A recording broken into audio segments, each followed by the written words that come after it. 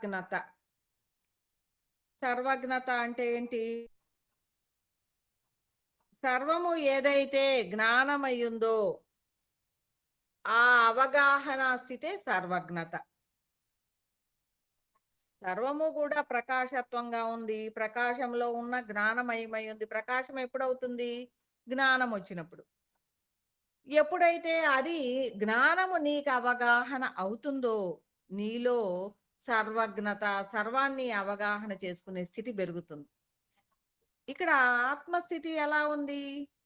సమస్తము తానెరిగిన స్థితిలో సమస్తాన్ని కూడా అది అవగాహనాత్మకంగా కలిగిన సర్వజ్ఞతని కలిగి ఉంది. మనం ఎలా ఉన్నాము?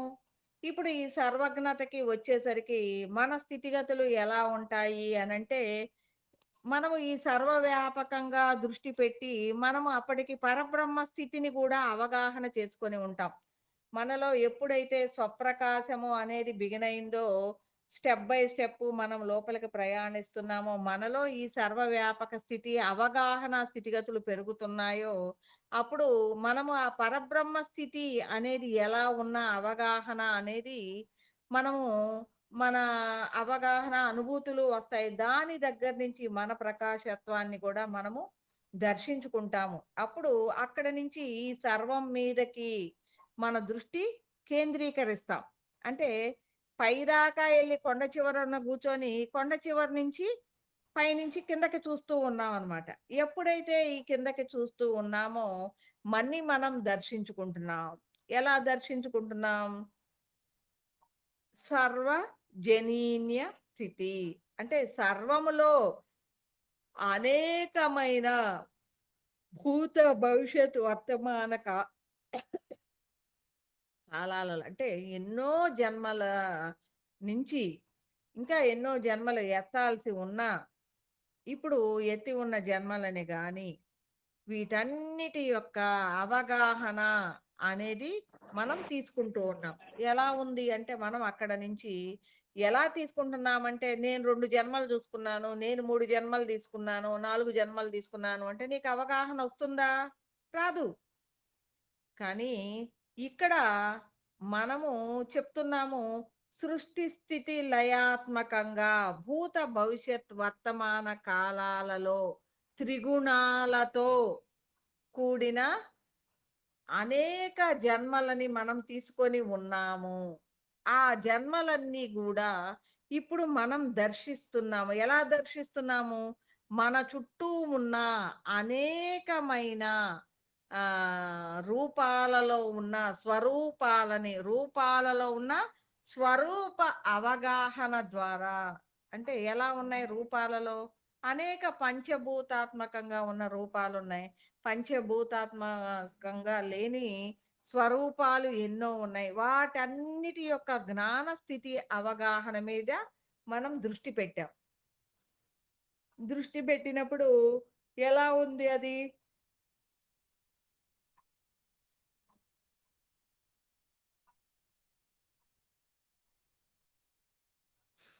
అలా దృ అలా దృష్టి పెట్టినప్పుడు మన విన్యాసము అనేది మన చుట్టూ ఉన్న అన్నిటి యొక్క, అంటే ఈ కంటికి కనిపించే, కంటికి కనిపించని అంటే స్వరూప స్థితిలో మన హృదయము అనేది ప్రతి దాని మీద గూడా వినయ విశ్వాస భావోన్నత ప్రియత్వాలతో స్పందిస్తూ ఉంటుంది. అంటే ఎలా ఉంటుంది అంటే ప్రతిస్పందనాత్మకంగా వాటితో జ్ఞాన భావ విన్యాసాన్ని చేస్తూ ఉంటుంది. ఆ ప్రతి హృదయముతో లయ స్థితిని పొందుతూ ఉంటుంది స్పందన, ప్రతిస్పందనాత్మకంగా. కాబట్టి అంటే తను ఇంతకుముందు అనేక జన్మల త్రిగుణాత్మకంగా తమోగుణపు జన్మలు, రజోగుణపు జన్మలు, సత్వగుణాత్మక జన్మలు, ఇలాంటి ఎన్నో జన్మలు చెప్పుకున్నాం. వాటన్నిటిని వెనక్కెళ్ళి నేను జన్మలలో ఎలా ఉన్నాను, ఏ స్థితిగతుల్లో ఉన్నాను, వాటిని దర్శించుకుంటే నీకేమీ అర్థం గాదు. కానీ నీ చుట్టూ ఉన్న అందరిలో నిన్ను నువ్వు దర్శించుకుంటున్నావు ఇప్పుడు. నీ చుట్టూ ఉన్న అందరిలో నిన్ను నువ్వు దర్శించుకుంటావు. ఒట్టి మనుషుల్లోనే గాదు, నీ చుట్టూ ఉన్న ప్రతి ఏకకణ జీవుల నుంచి ఈ మానవ దీని వరకు గూడా ప్రతి దానిలో కూడా నువ్వు ఎలా ఉన్నావో అనే అవగాహన స్థితిగతులు ఇప్పుడు నీకు పెరుగుతున్నాయి. ఎందుకంటే నీ దృష్టి అనేది సర్వం మీద నుంచి వీటి మీదకొచ్చేసింది. వచ్చినప్పుడు నువ్వు ఎన్ని జన్మలెత్తావా అది ఇది అని చెప్తే నీకు ఆ 4 జన్మల అవగాహనే ఉంటుంది. కానీ ఇక్కడ ఏమైంది?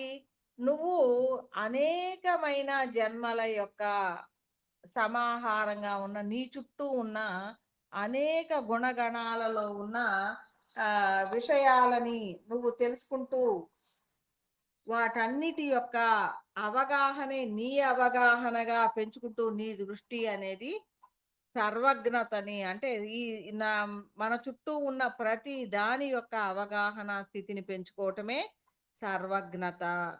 ఇలాంటప్పుడే మనకి ప్రతి దాని యొక్క విశ్లేషణలు అనేది దొరుకుతూ ఉంటుంది. ప్రతి దానితో సమాగమం అవుతూ మనలో ఈ అరిషడ్ వర్గాల వాసనలు అనేవి ఎలా ఉన్నాయి? వాటి యొక్క ప్రభావాలు ఒక్కొక్కటి ఎలా ఉన్నాయి అనేది కూడా మనకు అర్థమవుతూ ఉంటుంది. ఓహ్! ఇది నా మీద ఉన్న వాసన ప్రభావము. దీని మూలంగా నేను ఇలా బిహేవ్ చేస్తున్నాను.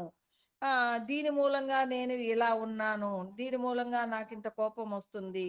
దీని మూలంగా నేను ఇట్లా నిస్సారంగా అయిపోతూ ఉన్నాను. ప్రతి దాని మీద నిస్పృహ వస్తుంది. అంటే ఇవన్నీ గూడా రకరకాల వాసనా బలాలనమాట.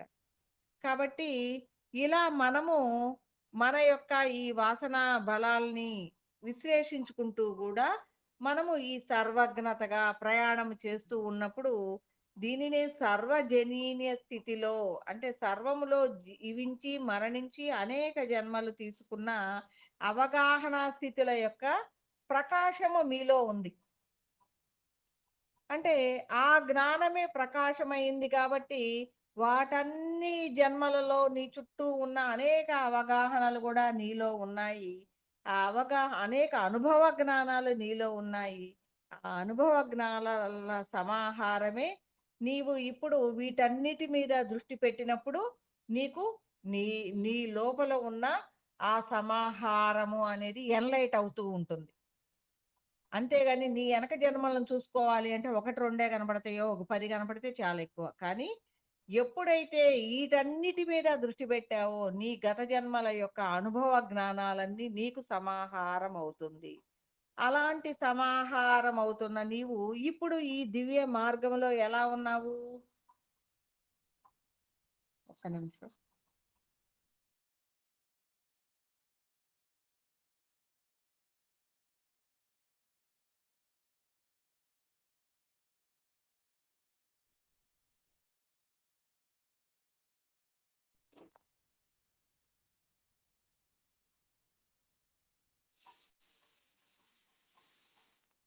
ఇక్కడ నీవు ఈ వీటన్నిటిని విశ్లేషించుకుంటూ ఉన్న నీవు పరిపూర్ణమైన గురువులతో సమాహారంగా దృష్టి పెట్టిన నీవు ఏమవుతున్నావు? ఇంతకు ముందు ఉన్న నీలో ఉన్న ఆ ప్రకాశమే, ఆ జ్ఞాన అనుభవ జ్ఞానాల ప్రకాశమే కాకుండా ఇప్పుడేమయ్యావు? నీ దృష్టి అనేది పరిపూర్ణమైన అవగాహనలో ఉన్న విశ్వ హృదయ స్థితిలో నీవు పయనిస్తూ ఉన్నావు.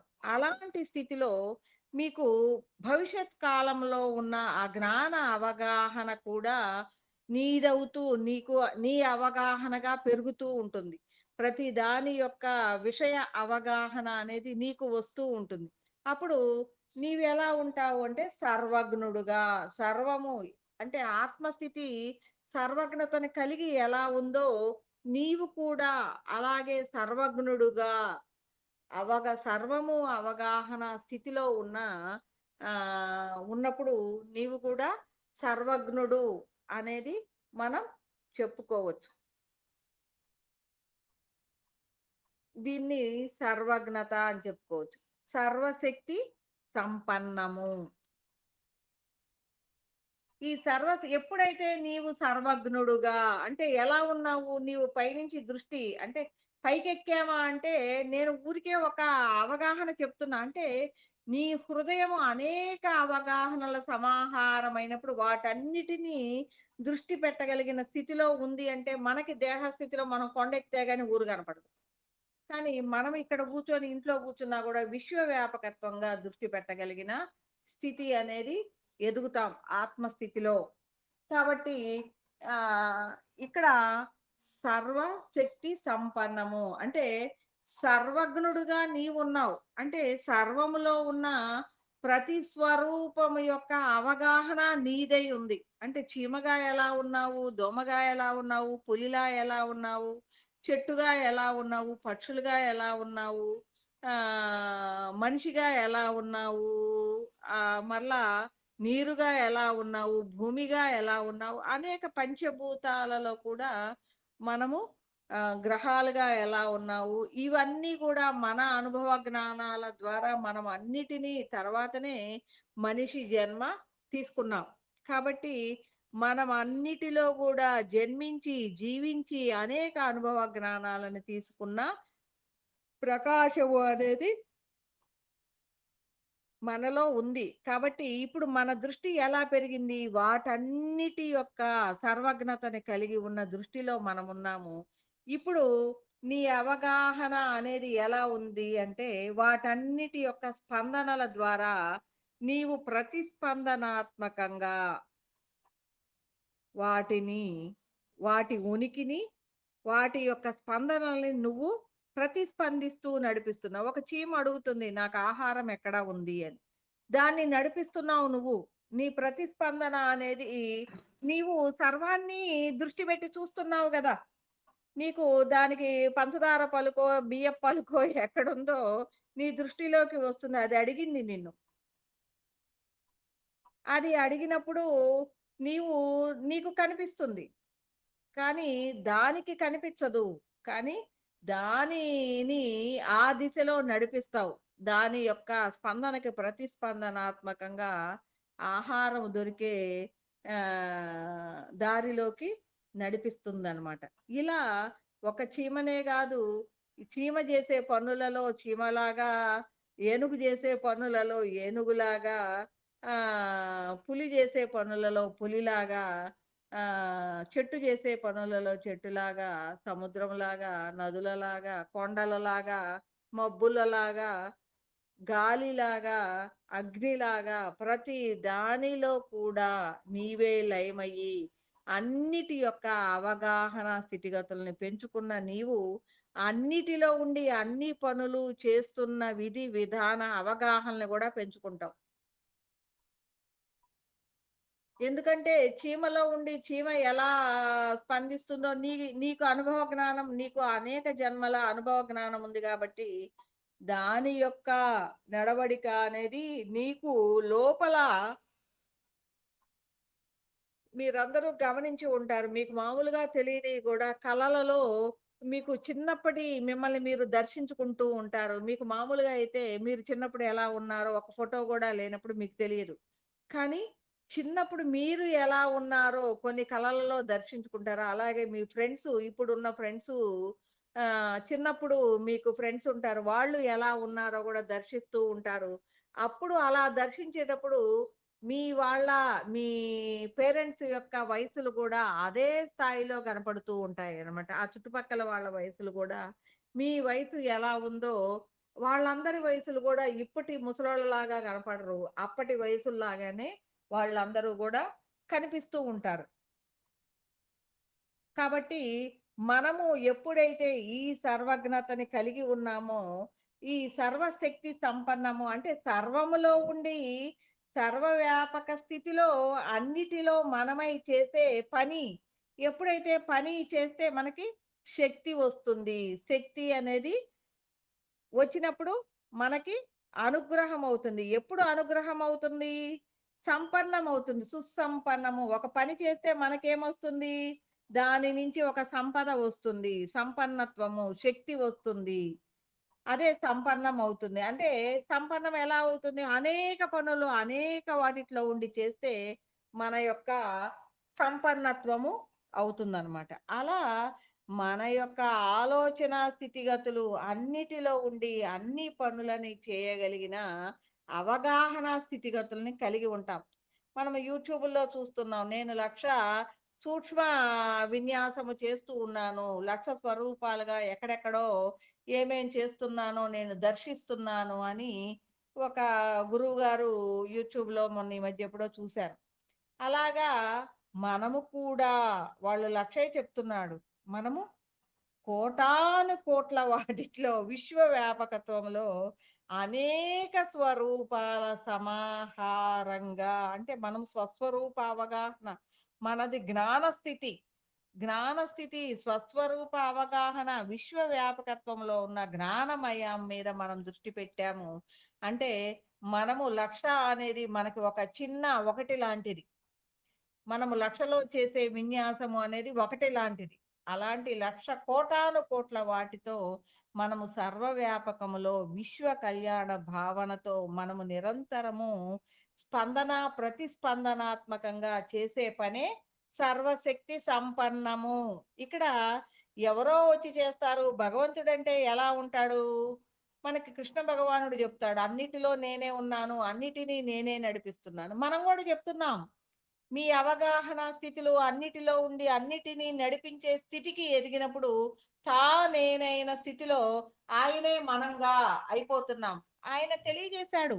నేను ఇలా ఉన్నాను అంటే మీరు ఆ స్థితిగతులకు ఎదిగినప్పుడు మీరు కూడా అలాగే ఉంటారు అనేది తెలియజేయటమే అది. ఆయనేమి అహంకారంగా చెప్పట్లేదు.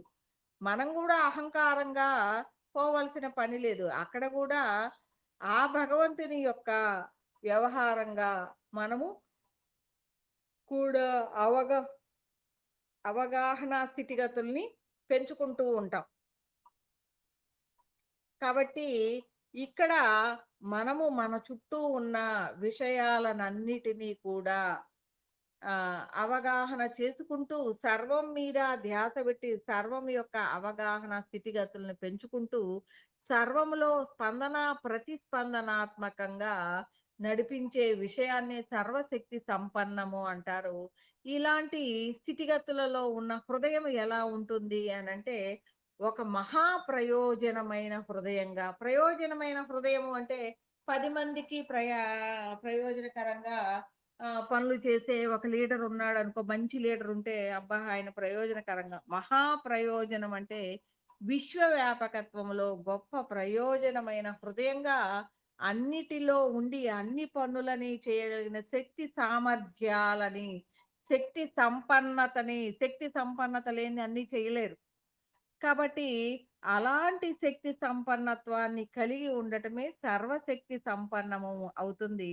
అలాంటి స్థితిలో ఉన్న ఆ హృదయము అనేది ఎలా ఉంటుంది అనంటే, మతి, గతి, స్వస్థితం. మన మనసు ఏమైంది? ఆత్మ మీద లయం చేసాం. మన గమనమైంది ఏమైంది? ఆత్మస్థితిలో నిరంతర ప్రయాణం చేస్తూ ఉంది. మన స్థితి ఏమైంది? ఆ భగవత్ స్థితి ఏదైతే సర్వము వ్యాపించి ఉందో ఆ భగ భగములో ప్రతి దానిలో కూడా వ్యాపించి ఉందో అదే మనమైన స్థితిలో మన ఈ ప్రయాణములో ప్రతి దాని యొక్క స్పందన ప్రతిస్పందనాత్మకంగా సర్వశక్తి సంపన్నమైన విన్యాసాన్ని మనమే చేస్తూ ఉంటాము. ఆత్మ అనేది అది నిరంతరము ఆ స్థాయిలో ఎదిగిన తనని తాను ఏమి చేస్తున్నాను అంటే భగవంతుడు చెప్తూ ఉంటాడు కృష్ణ భగవానుడు. నేనే అన్నీ చేస్తున్నాను. నేనే అన్నీ చూస్తున్నాను. సమస్తము నా నుంచే జరుగుతుంది. నాచే అన్నీ జరిపించబడతాయి అనేది చెప్తూ ఉంటారు. అలాంటి స్థితిలో మనం ఎదుగుతూ మన అవగాహనలు పెంచుకోవటమే సర్వశక్తి సంపన్నము.